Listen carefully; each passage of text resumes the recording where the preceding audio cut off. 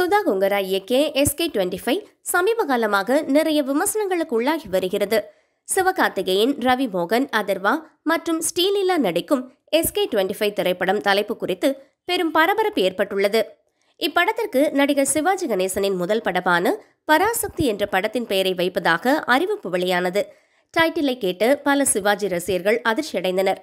மேலும் சிவாஜி சமூக நல பேரவைத் தலைவர் K. சந்திரசேகரன் ஒரு அறிக்கை வெளியிட்டுள்ளார்.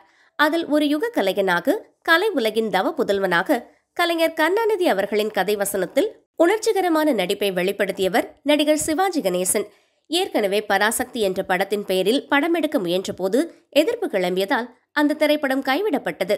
மீண்டும் அதே பெயரில் உருவாகும் இந்த படம் தமிழ் திரையுலக வரலாற்றை சிதைக்க வேண்டும் என்ற போக்கிற்கு எங்களுடைய கண்டனத்தை தெரிவித்துக் கொள்கிறோம். பராசக்தி என்ற பெயரை மாற்றவில்லை என்றால் ரசிகர்களை ஒன்று திரட்டி போராட்டம் நடத்துவோம் என்று குறிப்பிட்டுள்ளனர்.